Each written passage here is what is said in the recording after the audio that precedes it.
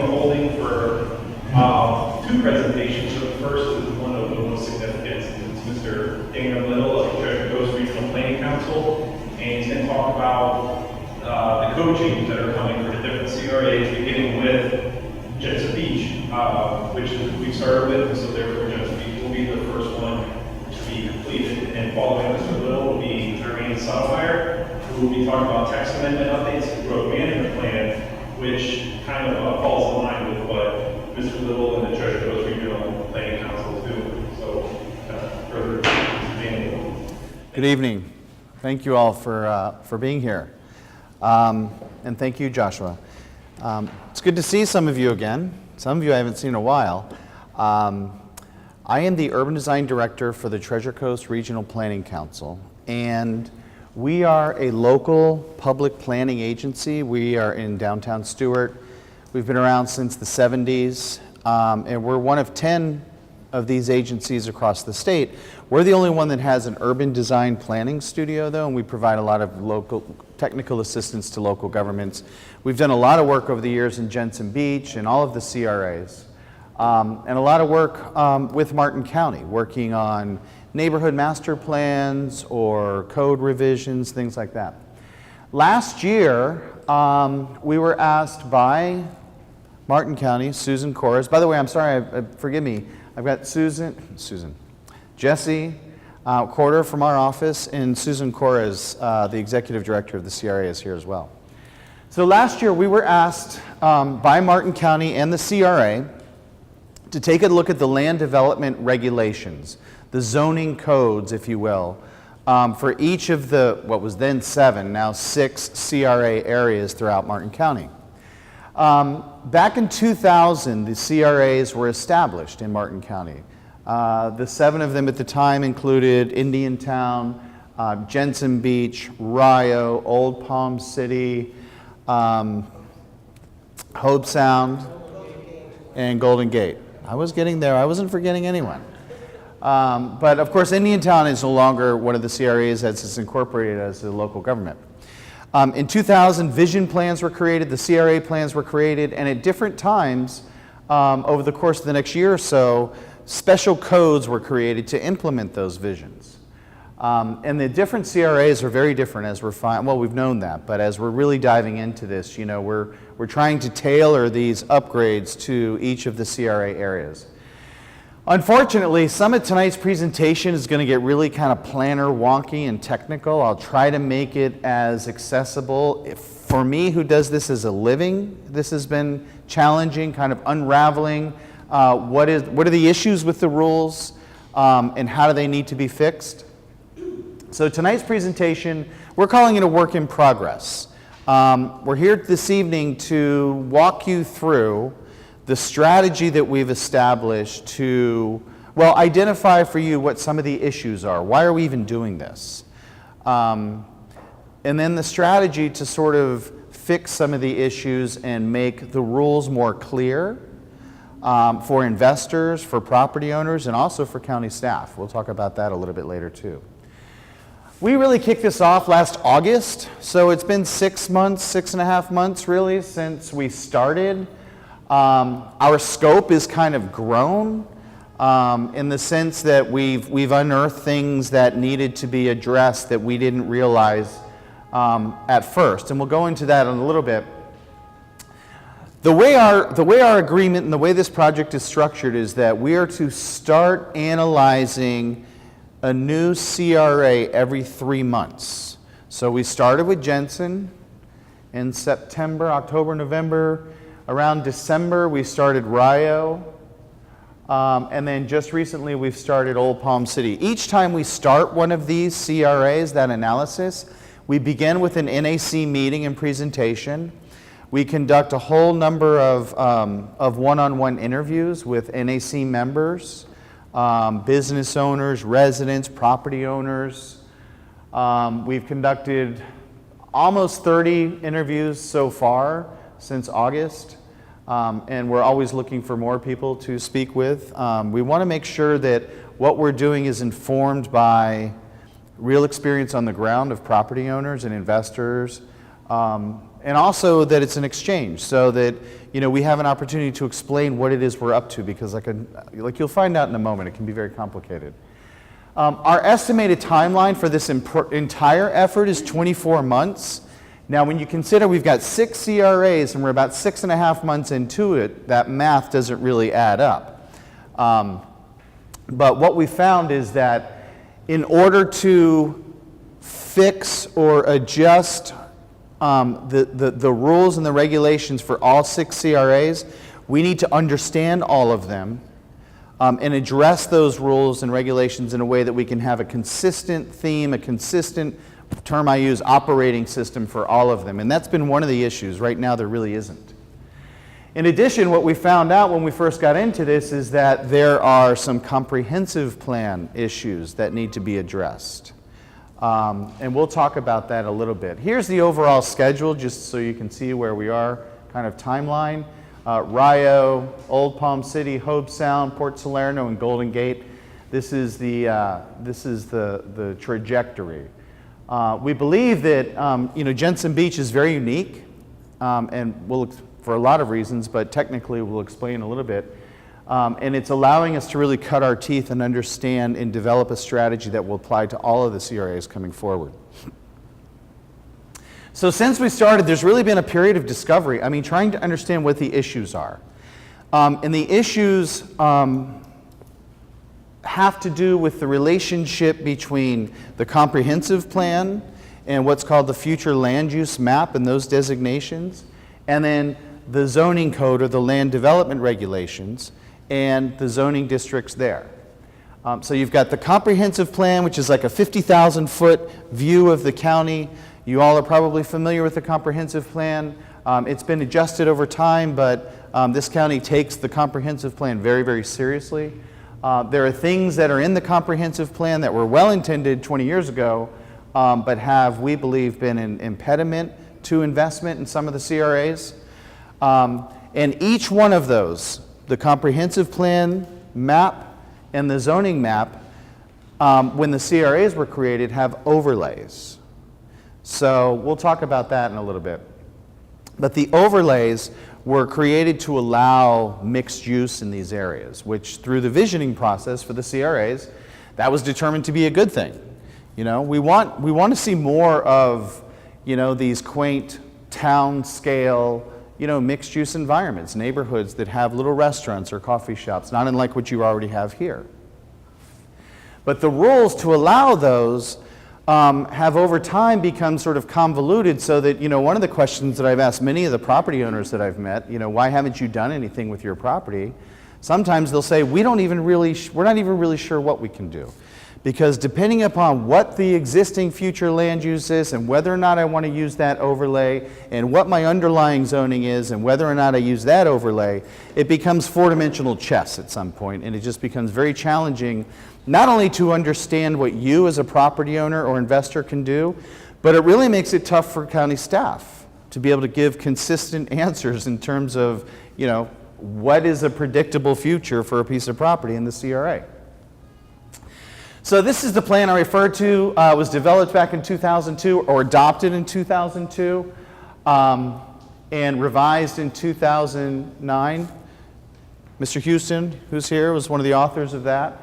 And back then, well, actually, let me walk you through this. The existing future land use categories as defined in the comprehensive plan today are these different colors that are here. And these are in the future land use map within the comprehensive plan. Now, what's interesting, one of the things that's interesting about the Jensen CRA is that it's actually very compact. It's a much smaller CRA than a lot of the others. Palm City, Old Palm City, Port Salerno, they're enormous. And a lot of those CRA areas are single-family properties. We'll talk about that in a little bit. And Jensen is also unique in that the overlay that was created back in 2000 applies to the entire CRA area. So the CRA area goes from just south of Jensen Beach Boulevard out here to Indian River Drive, and then all the way down Pineapple here. So it really goes up to Renar and catches the new parcel, the new project that's up there. And these boundaries have been in place, and these have been in place since 2002. Now that's the comprehensive plan. And as I said, that's typically, regulated by the county and the state. The zoning code, which is sort of the daily operational manual for what you can do, it tells you what your setbacks are and your building heights and that kind of thing. It takes the spirit and intent of the comprehensive plan and puts a lot more detail to it. Well, as I said, there's existing zoning that's been in place for a long time. That's these colors. But back in 2002, in order to implement the vision of Jensen Beach as decided or prescribed or offered up by the residents back then, new zoning overlay districts were created on top. So as I said, you've got these multiple layers of rules and regulations that actually becomes kind of tangled. All of them well-intended, trying to implement the vision, but so far it hasn't really happened. In Jensen Beach, you've seen some investment here along the corridor, but a lot of the larger parcels between Renard and Rico have remained undeveloped over time, and those were meant to be, at least per the 2002 vision plan, those are meant to be developed in a scale and that I'll show you a rendering of in a bit, but a manner that was to be mixed use and smaller scale development. So as I said earlier, the goal is to, with each of the CRAs, develop a new operating system. This isn't an entitlement process. We're not going through and saying, well, today you're allowed to do 8 units per acre, tomorrow you're allowed to do 15 units per acre. That's not what this is about. This is about reconfiguring and restructuring the rules so that it's very clear what you can and cannot do with your property, so that there's consistency in the language and in the graphics and in the methodology and approach through all of the CRAs. So if you're doing work or if you own a property in Rio, you can easily understand what you can do in Port Salerno or another CRA because the approach and the language is the same. And that's been part of the challenge over time. It's very difficult to navigate from one CRA to the next. What we've also found in other places, not here, but some of those boundaries that I said, the overlay boundaries and the underlying zoning, they don't even match in some cases. So in some cases, it's actually impossible to figure out what you can do with your property. And as I said, it puts growth management and the CRA in the position of having to make interpretations a lot of the time. And by the very nature of interpretations, they're going to change from potentially one day or 1 year to the next. So I don't know if you can see this. I'll try to explain it, but this is kind of the existing structure. Do we have a train going by or something? Am I having a stroke or is this thing wiggling? I think the train is going. Okay. So imagine this diagram here reflects the future land use or the comprehensive plan, okay? You've got these different land use categories that exist, like commercial general, commercial limited, industrial, public conservation. All of these exist on the land today. And on top of that was put this mixed use overlay to allow mixed use. And then the zoning, which is to implement that, you've got literally dozens of different zoning categories in the county's, the county's code. And then the CRA overlay zoning districts were created to be a finer tuned implementation tool. But as I said a couple of times already, these overlays have caused great confusion, even for those of us that do this as a living. What we're suggesting is actually creating 2 new land use categories. One is called CRA Center, and one is called CRA Neighborhood. Now, very simply put, in the CRA areas, and again, Jensen is unique here because your entire CRA area is meant to be your more urban core, right, if you will. But for most of the CRAs, that mixed-use overlay is a rather well-defined and small area compared to the much larger entire CRA area. So the strategy to simplify it, the strategy that we're approaching is to say, well, we've got a land use that is CRA Center, which is the more urban stuff, and then CRA neighborhood, which for the most part is single-family houses or maybe duplexes or things like that. So we get out of having to define estate density versus low density versus medium density versus high density versus mobile homes all in the comprehensive plan, and then have other zoning categories on top of that later. The zoning, on the other hand, we intend, at least the strategy at this point, is to change the zoning for each of the CRAs to one zoning category. Now hear me out. Palm City would become Palm City CRA. That entire area that is Palm City would become the Palm City CRA zoning district. And the reason for that is because in the zoning atlas map, it would be very clear where Palm City is and where Rio is, etc. We're trying to provide a very clear direction for property owners and investors to figure out what they can do. However, within the Palm City CRA or the Jensen Beach CRA, there would be a series of sub-districts. And those would be similar to the previous zoning districts in that they're providing more detailed description of what it is you can and cannot do. And this approach would apply to each of the CRAs consistently. Now, there's a couple of future land use categories that exist that we don't want to touch. One of them being recreational, another one is public conservation, industrial, institutional, and waterfront. We have no intention of changing those, in the land use, etc. So we intend to keep those pretty much as they are in the future land use categories. Now, one thing I want to add too, I mentioned earlier about this not being sort of an entitlement grab, or nobody's going to come out the other end either losing or gaining, density and height and all that kind of stuff. The two, if you will, the two third rails in Martin County that you don't want to touch are density and height. Currently in Martin County, there is a maximum allowable density of 15 units per acre. We do not intend to change that. There's also a maximum height of 4 stories, which most of the zoning districts don't even really allow you to get to 4 stories today. We don't really have any intention of changing that in terms of story heights. We have discussed where in some cases, one zoning district, and I'm just using as an example Hobe Sound, maybe 35 feet, maybe it should be 36 feet to allow greater floor to ceiling heights. Those type of things we're discussing, but not, and we say this all the time. If I were to ask you how tall this building is, you could tell me, or maybe this isn't a good example, maybe one down the street. How tall is that building? You could tell me it's 2 stories, but you probably couldn't tell me that it's 27.5 feet or that it's 30 feet, What's really, we find, and we'll discuss this as we go forward, but what we find is really what's most important is the number of stories.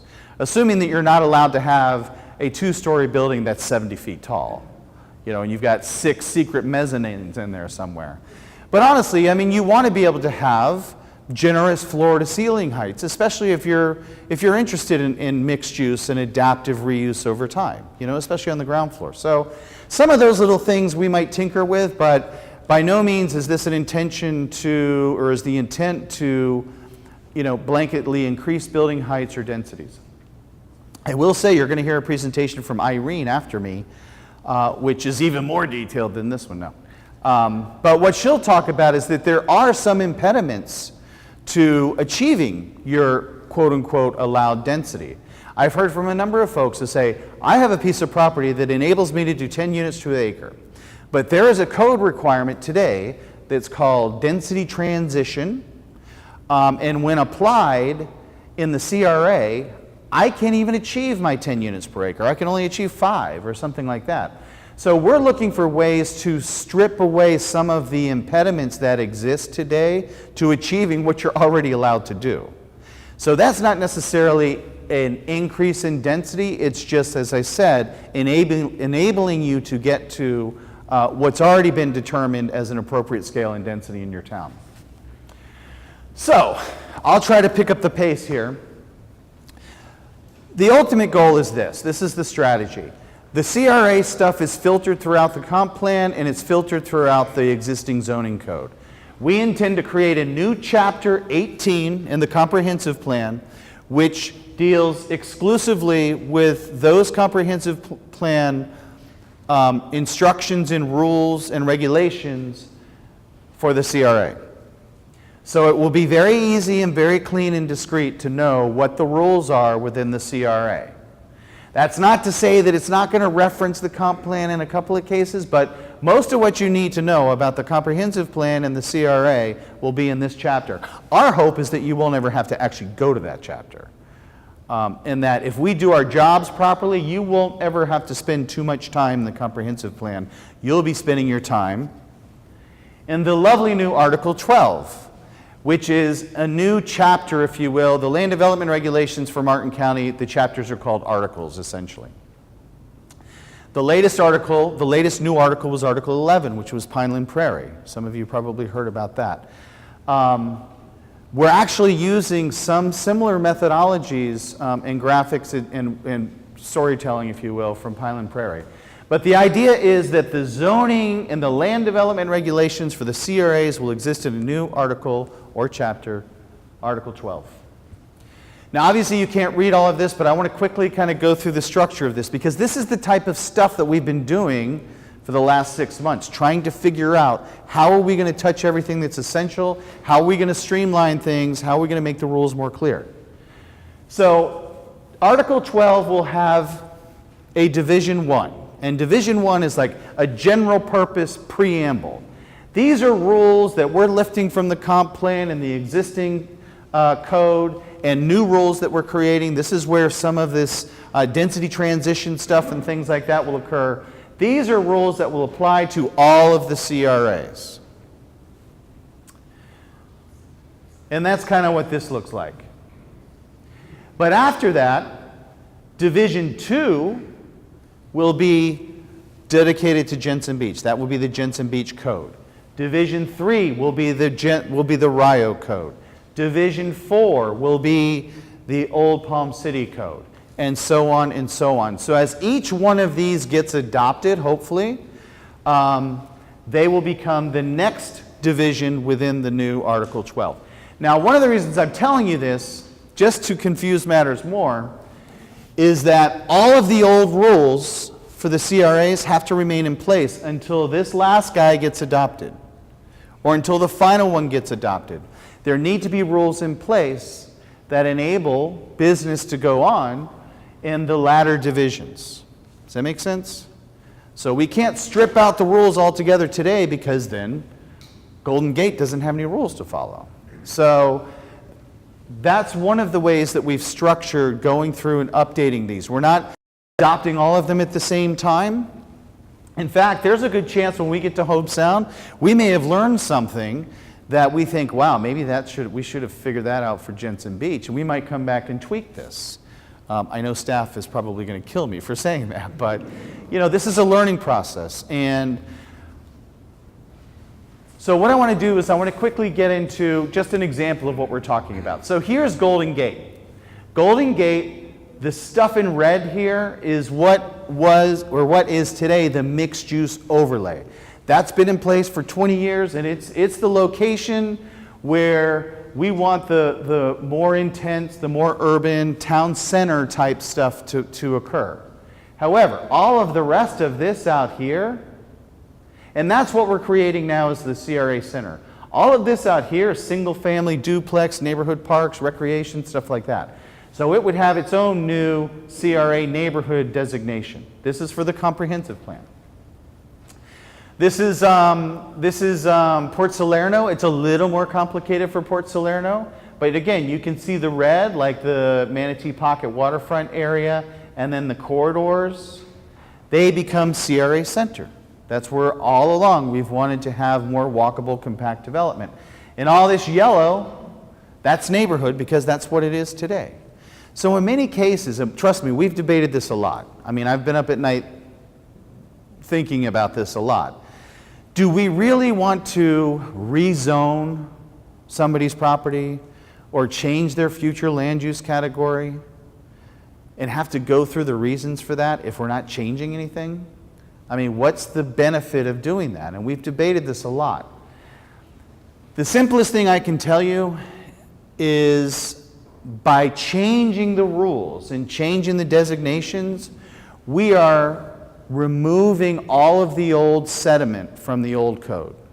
And we're really starting fresh with a new system, okay? If we didn't change the land use and the zoning categories in the neighborhoods, that long list of zoning categories would still drag into this. So it would still be confusing for operators. So that's in a nutshell kind of what we're up to. But I can tell you, the areas that are yellow, they're pretty much going to remain the same. All right, so these are some images from the 2002 Jensen CRA master plan. There were really some beautiful drawings. Some of you may remember about some of the concepts and the plan that's been around for a long time. The first slide, this is a rendering of that that's been updated recently. So you'll see Jensen Beach Boulevard over here. This is Rico. Church Street is right here. There's this idea about populating the center part of town with this village scale. 2-story, mixed use. One of the things I'll tell you that was part of the mixed use overlay is that it was very unclear as to when you were required to do mixed use. So as an example, let's say I had a commercial future land use category that was existing on my property, but I wanted to do mixed use, or I wanted to do residential. The only way for me to do that was to use the mixed use overlay. Okay, fine. But that requires that I have to maintain a certain percentage of commercial and a certain percentage of residential on my property. Now, if I've got a 10-acre piece and I'm developing some big project, that might be doable. But if I'm a single, 50 by 100-foot lot, that means that I have to do a multi-story, multi-use building. And that's just not always feasible. We have always maintained, and the approach that we're taking through this process, I want to be very clear, is that not every single building to be built in Jensen Beach is going to have multiple uses. But the district will have multiple uses. For those of you that have met, you've heard me say this 1,000 times. Where our office is, in downtown Seward, it's on Camden Avenue, if you know it. It's right near Confucian Corner. And our office is in a 1921 apartment building that's been converted to an office. We have a duplex next door. We have 2 historic cottages across the street that are Kibbe and Wagner attorneys. We've got another house over here. I mean, the neighborhood adapts and changes with use over time. What's important is that the buildings are disciplined, they're beautiful, and they're of the right scale and intensity. So what we're trying to change in the code is that as a property owner, you're not required to maintain 20% residential or 20% commercial and 80% residential. Who's going to monitor that over time anyway? What we're really focusing on is that the uses that are here are uses that are acceptable, they're beneficial to the community, and that the scale and character of the properties is appropriate.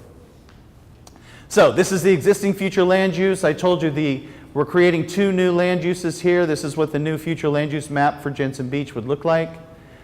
Same thing with the zoning. To try to implement the vision from 2002, the existing zoning overlays actually carve some properties up into 2 or 3 different districts. They don't follow property lines. And we understand why that was done. It just hasn't yielded any fruit. Because again, if I own a piece of property here, and my property has 3 different zoning categories, and I'm not really sure when I transition from one category to the next, I don't know what I can do. And it's hard to sell or invest or get a developer or a builder to, much less get an approval. So as I said, we're creating 1 zoning district, and that zoning district would have new sub-districts that follow property lines. I know this is very hard to see. Your new zoning map, if you will, would be called a regulating plan. And what it does is it takes some of those core elements of the 2002 plan and incorporates them. Like here, this shows where future roadways want to go per the vision plan from the community. Now that doesn't mean that the property owner has to dedicate that. That's assigned to the property owner that this is part of implementing the vision. It's up to the CRA to come up with adequate strategies for that. One of those strategies might be that if I dedicate property to the CRA to build roads here, they might build those roads with pervious surface that will help take some of my stormwater off my property. And the unused development that I could have gained from, before I dedicated this land, I might be able to move that back onto my property. You know what I mean? So it's not, there's carrots and sticks throughout this process. The regulating plan, as I said, identifies sub-districts, street types, locations for new streets, building types, etc. Now, I was going to read all of this to you, but I figured I probably shouldn't. No, I'm just kidding. I want to go through this. I know it's impossible to see, but these are all of the existing zoning categories that exist in the current code. And it goes on and on and on and on and on. We've spent a lot of time trying to compress that and create what we call use groups. So as an example, residential use groups. Rather than having 25 different categories, there's been a mania of planners over the last 50 years to try to segregate and parse and define so that, like, if you've got a card shop, that's different from a cafe, which is different from something else. Meanwhile, again, as I said, if the goal is to have adaptive reuse over time, who cares? So what we're trying to say is that, you've got all of these different residential uses that would be compressed into just 5 categories. Accessory dwelling units, which might be, a garage apartment, mobile homes, because they are what they are. Other dwelling types, which would be apartments, duplexes, primary care, etc., single family, and then bed and breakfasts. So the point of this is that we're able to take all of this verbiage and put it into one page for Jensen Beach. So what I see here is that my zoning subdistrict is core and general and waterfront, etc. My residential groups are these. And it's very simply, am I permitted to do an accessory dwelling unit in the general area? Well, of course. That's been part of the plan all along. So it's a very succinct way of telling you, and by the way, it's not just for investors. I mean, if you live there, I like to know what my neighbors can do next door to me. I don't want to wake up and have, a laundromat. Well, I do have that, but wake up and have a convenience store or something next to you because you didn't know what was going on. So the idea is for each of the CRAs to very succinctly identify what the uses that are allowed are, per the different sub-districts that I discussed. Development standards, right now you have to bounce between a lot of different places to find out what your setback is, what your building height is, what your front setback is, your rear setback, your density, units per acre, your minimum lot size. Again, all of this information will be on a single page for Jensen Beach.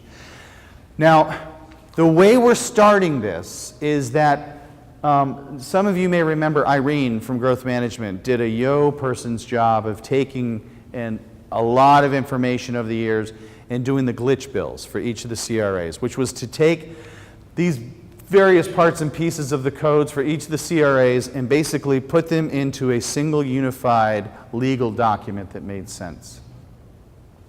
We're starting with all the dimensional criteria that exists out there today. And then with Renee and Growth Management, we may refine it a little bit. Here's an example. In the core area, what is essentially the mixed use, which is essentially Jensen Beach Boulevard, etc., Rico, currently you have a minimum lot size of 25,000 square feet, as an example. That's a lot of space. That's more than a half acre. That's saying that to develop in the core, you have to have a minimum of a half acre. Well, maybe you do, and that's fine, but part of the part that's really cool about some of the old parts of Martin County are those much more incremental, smaller type projects. I think, to 11 Maple Street behind us, and the little arts district back here.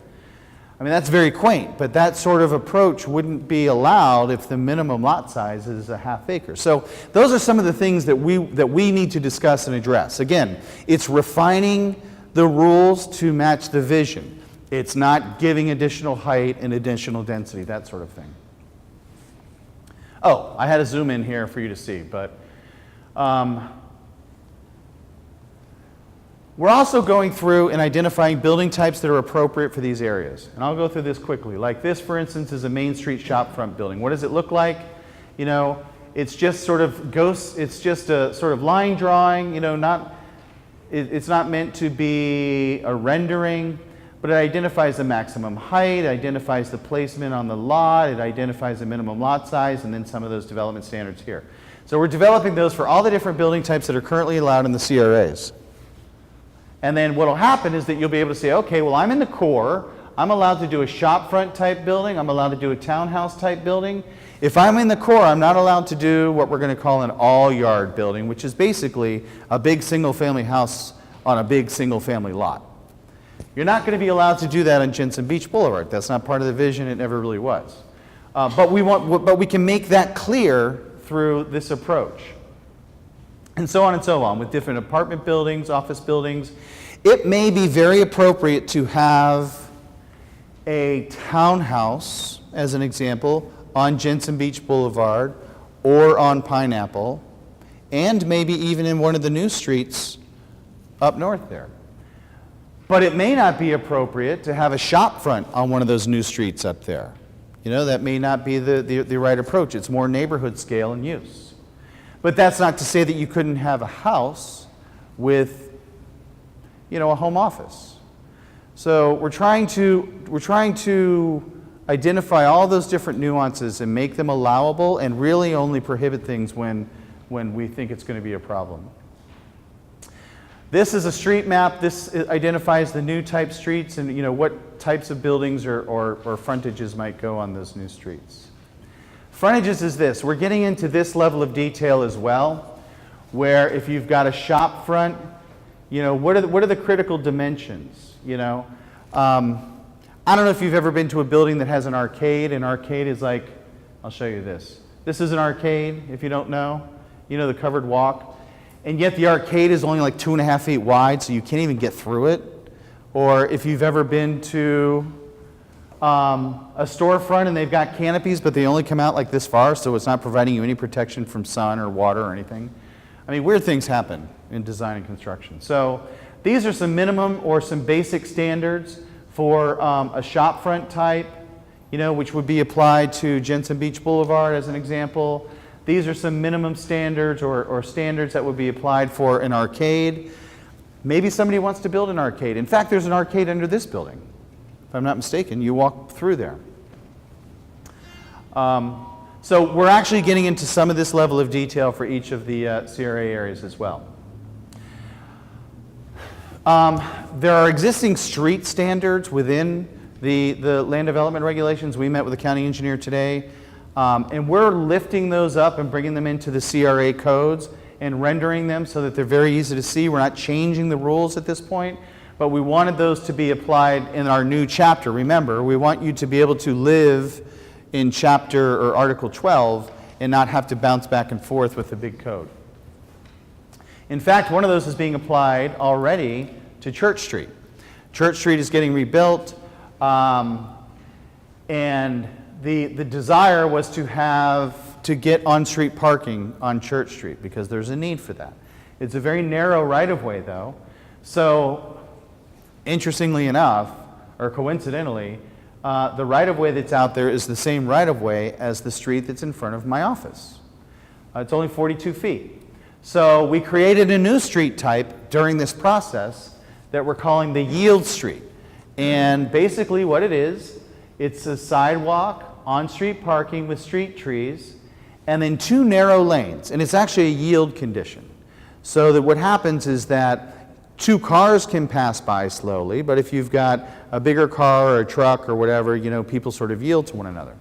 It's a very classic way of treating a neighborhood street when you've got narrow right-of-way, and it actually slows down traffic. It's a traffic calming device. So I'll wrap this up, and then if you've got any questions, looks like you might have a couple. Let me just run through this. We're going to be bringing forth the comprehensive plan amendments and also the comprehensive plan amendments that Irene will talk to you about in a moment.